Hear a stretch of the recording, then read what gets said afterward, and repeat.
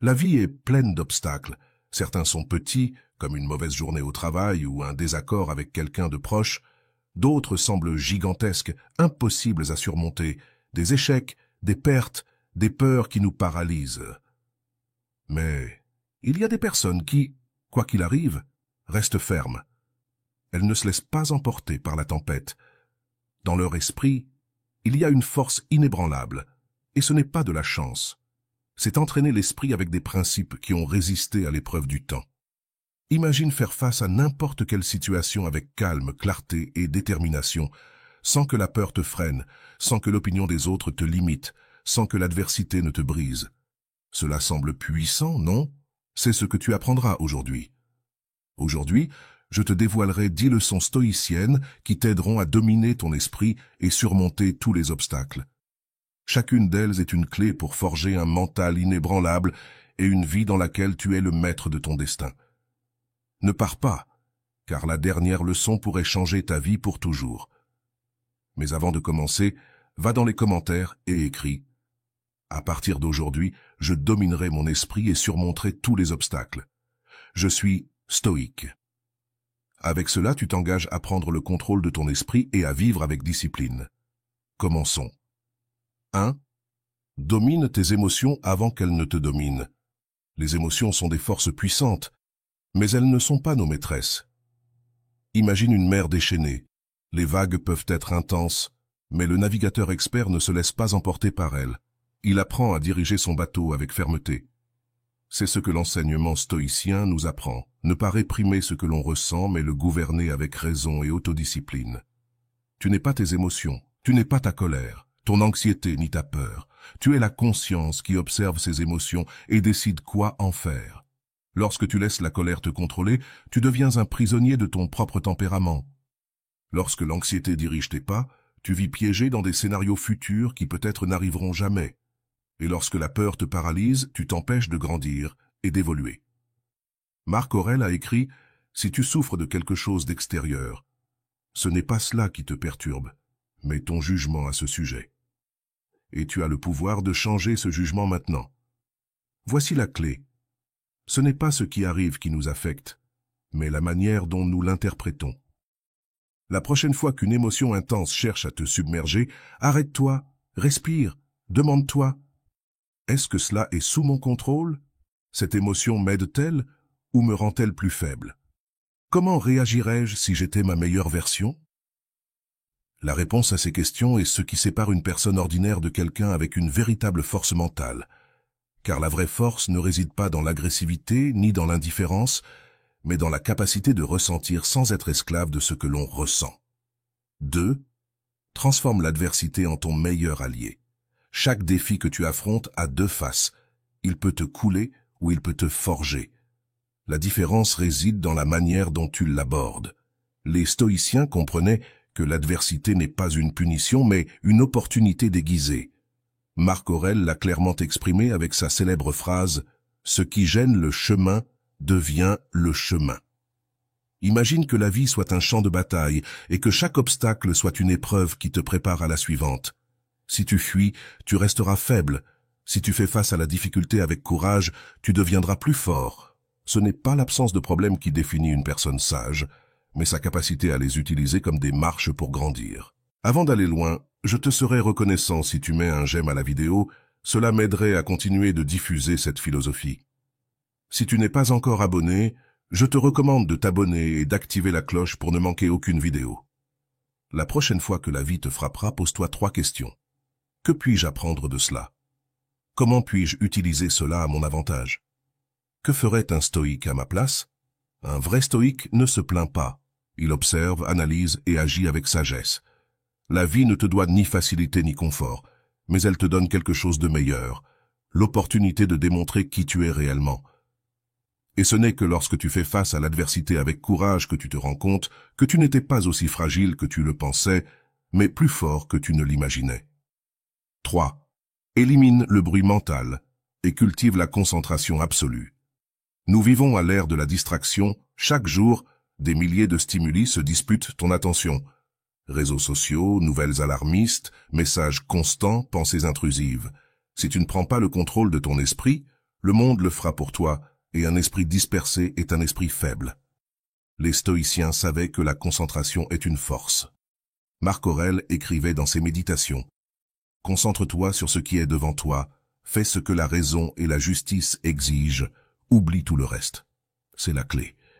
Si tu veux un esprit fort, tu dois apprendre à filtrer ce qui est inutile et te concentrer sur l'essentiel. Comment faire? D'abord, identifie le bruit mental dans ta vie. Demande-toi: combien de temps je perds dans des choses qui ne m'apportent rien? Quelles pensées inutiles me volent de l'énergie? Est-ce que je laisse les distractions dicter ma vie? Ensuite, adopte des pratiques stoïciennes pour renforcer ta concentration. Commence la journée avec intention, ne vérifie pas ton téléphone dès le matin.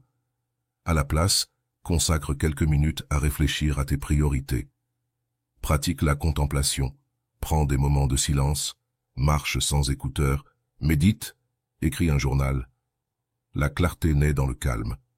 Moins de réseaux sociaux, moins de nouvelles inutiles, moins de conversations sans but. Concentre-toi sur ce qui apporte réellement à ta vie. Ton esprit est comme un muscle. Si tu l'entraînes à la concentration, il se renforcera. Mais si tu le laisses divaguer, il s'affaiblit. Décide ce qui mérite ton attention et bloque tout le reste, car un esprit concentré est un esprit invincible. 4. L'autodiscipline est le pont entre ce que tu es et ce que tu veux être. Rien de grand ne se réalise sans discipline. Le talent sans effort est inutile, et la motivation sans constance se dissipe. Épictète l'a exprimé clairement. Personne n'est libre s'il n'est pas maître de soi. L'autodiscipline n'est pas une contrainte, c'est la clé de la véritable liberté. Pense aux personnes que tu admires. Elles ne sont pas arrivées là où elles sont par chance, mais parce qu'elles ont fait ce qu'elles devaient faire, même lorsqu'elles n'en avaient pas envie. La discipline est ce qui sépare ceux qui rêvent de ceux qui réussissent. Chaque fois que tu procrastines, chaque fois que tu choisis le plaisir immédiat au lieu de la croissance, tu t'éloignes de la personne que tu pourrais être. Les stoïciens comprenaient que l'autodiscipline est la base de la liberté. Marc Aurèle se rappelait chaque matin: « Lorsque tu te lèves, pense que tu t'es réveillé pour travailler en tant qu'être humain. La vie ne se résume pas à la facilité, mais au but. Commence par de petits actes de discipline. Fais ce que tu dois faire sans excuse. Ne t'attends pas à te sentir motivé. Fais-le parce que c'est ce qu'il faut faire. 5. Domine tes désirs. La nourriture, la paresse, les distractions. Chaque fois que tu dis non à la facilité, tu te renforces. Aie un code de vie. Ne te laisse pas guider par les impulsions. Agis selon des principes. Ton succès n'est pas déterminé par ce que tu fais de temps en temps, mais par ce que tu fais tous les jours. La discipline n'est pas une restriction, c'est le chemin vers ta meilleure version. 6. Arrête de réagir, commence à répondre avec sagesse. La plupart des gens vivent en pilote automatique, réagissant sans réfléchir, poussés par la colère, la frustration ou la peur. Mais les stoïciens ont compris quelque chose de fondamental. Entre le stimulus et la réponse, il y a un espace, et dans cet espace réside ton pouvoir. Tu ne peux pas contrôler ce qui se passe autour de toi, mais tu peux contrôler la manière dont tu l'interprètes et comment tu y réponds. Épictète l'a clairement dit: « Ce qui nous affecte, ce n'est pas ce qui nous arrive, mais ce que nous pensons à ce sujet. » Si tu laisses les circonstances dicter ton état mental, tu seras un esclave de l'extérieur, mais si tu apprends à répondre avec sagesse, tu seras maître de toi-même. Lorsque quelqu'un te provoque, lorsque quelque chose te frustre, lorsque tu ressens l'urgence d'exploser, fais une pause, respire. Avant de parler, quelques secondes de pause peuvent éviter des jours de regret. Ne prends rien comme une attaque personnelle. La plupart du temps, ce que les autres font n'a rien à voir avec toi, mais avec eux-mêmes. Choisis le calme plutôt que l'impulsivité. La véritable force ne réside pas dans la réaction agressive, mais dans la réponse avec clarté. Le monde te mettra à l'épreuve de façon constante, mais le véritable pouvoir réside dans le fait de ne pas laisser cela te tirer vers le bas. Contrôle ta réponse et tu contrôleras ton destin. 6. Apprends à être seul sans te sentir seul. La solitude est une peur universelle. Nous vivons dans un monde où la compagnie constante semble être la norme. Cependant, le véritable pouvoir réside dans l'apprentissage de la solitude sans se sentir seul. Les stoïciens, comme Sénèque, comprenaient que la solitude n'est pas un fardeau, mais une opportunité de croissance intérieure. La solitude nous confronte à nous-mêmes, ce qui peut être inconfortable, car nous évitons souvent le contact avec notre propre esprit et nos émotions. Mais comme l'a dit Sénèque, la véritable liberté réside dans la capacité à être seul avec soi-même. La solitude est un terrain fertile où naissent la réflexion et la compréhension de soi. C'est le moment idéal pour découvrir qui tu es vraiment, sans distractions extérieures qui te définissent. Lorsque tu te retrouves seul, que fais-tu? Essaies-tu de combler le vide avec du bruit, avec de l'activité constante ou avec la nécessité d'approbation extérieure? Le véritable défi est d'être capable de rester en silence, de réfléchir à ta vie, tes décisions et tes émotions, et d'apprendre à être en paix avec toi-même. La prochaine fois que tu te retrouves seul, profite de ce temps pour réfléchir. Pose-toi des questions profondes. Qu'ai-je appris de mes expériences? Comment puis-je m'améliorer? Médite. Apprends à observer tes pensées sans les identifier à ton être. Déconnecte-toi des distractions, éloigne les appareils et cherche cet espace de calme. Au début, la solitude peut être inconfortable, mais ce sont dans ces moments-là que tu peux te connecter à ton but, redéfinir ta direction et découvrir une paix intérieure que le bruit du monde ne pourra jamais t'offrir. Apprendre à être seul, c'est apprendre à être véritablement libre. 7. Fais de l'inconfort ta zone de confort. Le confort est une arme à double tranchant. Il nous procure du plaisir, mais nous vole de la force.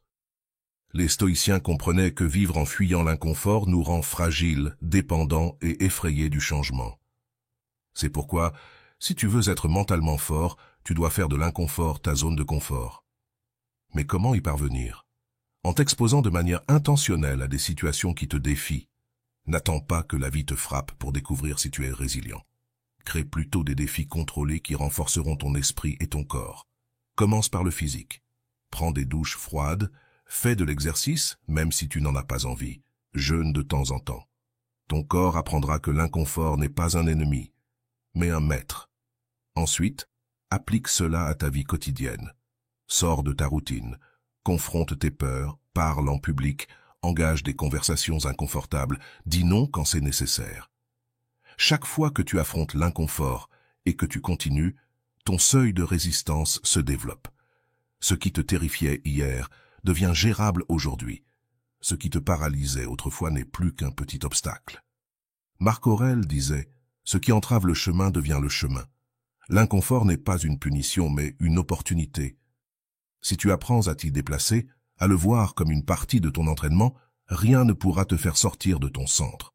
Ne cherche pas la commodité, cherche la force, car lorsque l'adversité viendra, et elle viendra, tu ne te briseras pas, tu seras déjà préparé. 8. Élimine les excuses et adopte l'action immédiate. Chaque fois que tu dis « demain je commence »,« quand j'aurai plus de temps » ou « quand je me sentirai prêt », ce que tu fais, c'est t'enchaîner à l'inaction. Les excuses sont des pièges mentaux déguisés en raisons logiques. Elles te convainquent que ce n'est pas le bon moment, alors qu'en réalité, il ne manque que la décision. Un stoïcien n'attend pas des conditions parfaites, car il sait qu'elles ne viendront jamais. La vie aura toujours des obstacles imprévus et des difficultés.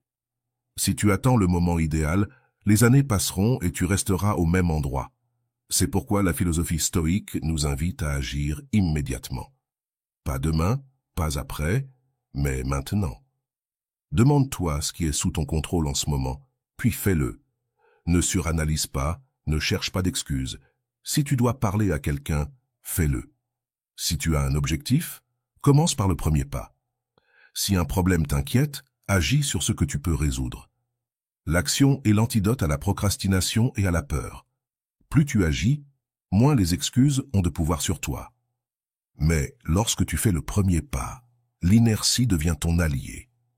Tu seras surpris de tout ce que tu peux accomplir lorsque tu cesses de négocier avec toi-même et que tu exécutes simplement. Épictète l'a dit clairement, « Ne l'explique pas, vis ta philosophie. » Ce n'est pas suffisant de comprendre ce qu'il faut faire, il faut le faire. N'attends pas que tout soit parfait, car la perfection est une illusion. Décide aujourd'hui que tu ne seras pas esclave des excuses, adopte l'action immédiate et fais-en ta norme. Car la différence entre ceux qui atteignent leurs objectifs et ceux qui ne les atteignent pas est simple. Certains agissent, d'autres attendent.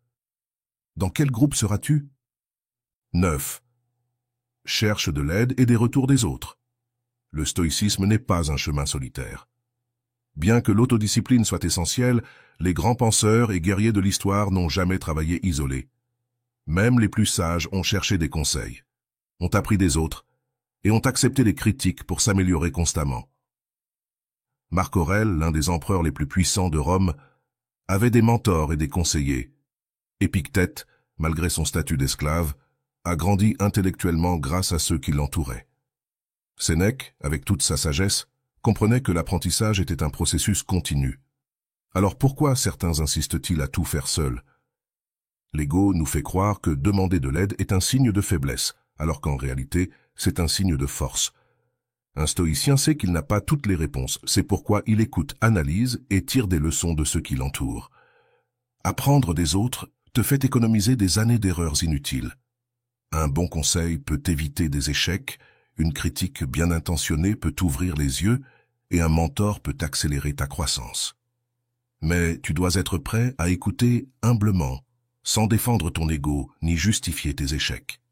Ne ferme pas la porte à la rétroaction. Ne vois pas la critique comme une attaque, mais comme un outil pour t'améliorer. Entoure-toi de personnes qui te challengent, qui t'exigent plus, qui ne te disent pas ce que tu veux entendre, mais ce dont tu as besoin d'entendre. Les stoïciens nous enseignent que l'autosuffisance ne signifie pas isolement. Apprends à demander de l'aide, à partager tes idées, à absorber le savoir des autres, car celui qui croit tout savoir se condamne à l'ignorance. La croissance personnelle ne se fait pas en solitude, elle se fait quand tu as le courage d'apprendre des autres et l'humilité d'accepter qu'il y a toujours quelque chose à améliorer. 10. Le pouvoir de la mentalité de croissance. Ton esprit est le point de départ de tout. Si tu crois que tu peux t'améliorer, tu le feras. Si tu crois que tu es limité, tu le seras. Les stoïciens comprenaient que la différence entre une vie stagnante et une vie de progrès réside dans la manière dont nous interprétons les défis. Marc Aurèle l'a exprimé clairement. Notre vie est ce que nos pensées en font. Si tu penses que tu es faible, tu agiras comme une personne faible. Si tu penses que tu es capable de surmonter n'importe quel obstacle, tu feras face à la vie avec détermination. La mentalité de croissance consiste à comprendre que tu n'es pas né avec des capacités fixes, que tu n'es pas bon ou mauvais dans quelque chose de manière permanente. Tu es le résultat de ton effort, de ta discipline et de ton apprentissage constant. La personne que tu es aujourd'hui n'est pas la personne que tu seras demain, tant que tu travailles sur ton amélioration quotidienne. Les stoïciens ne se rendèrent pas à la première difficulté. Ils ne disaient pas « je ne peux pas faire cela », mais « je ne sais pas encore comment le faire, mais je vais l'apprendre ». Ils ne voyaient pas l'échec comme une sentence, mais comme une leçon. Chaque obstacle, chaque chute, chaque erreur était une opportunité de se renforcer. Si tu crois que le talent ou l'intelligence est la seule chose qui définit le succès, tu te rendras au premier obstacle. Mais si tu adoptes une mentalité de croissance, tu comprendras que chaque défi est une opportunité pour évoluer.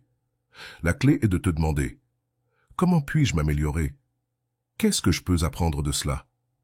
Ne dis jamais « C'est comme ça et je ne peux pas changer », car chaque jour est une nouvelle opportunité de devenir meilleur. Crois en ta capacité de croissance, car ce que tu crois détermine ce que tu accomplis. Chaque jour est une occasion de renforcer ton esprit. Ne laisse pas les émotions incontrôlées, l'adversité ou le confort t'arrêter. Applique ces leçons et tu verras des changements puissants dans ta vie. Maintenant, dis-moi dans les commentaires, quelle leçon t'a le plus marqué et laquelle vas-tu commencer à appliquer dès aujourd'hui? Aime, partage avec quelqu'un qui a besoin d'entendre cela et abonne-toi pour ne pas manquer la prochaine vidéo. À bientôt.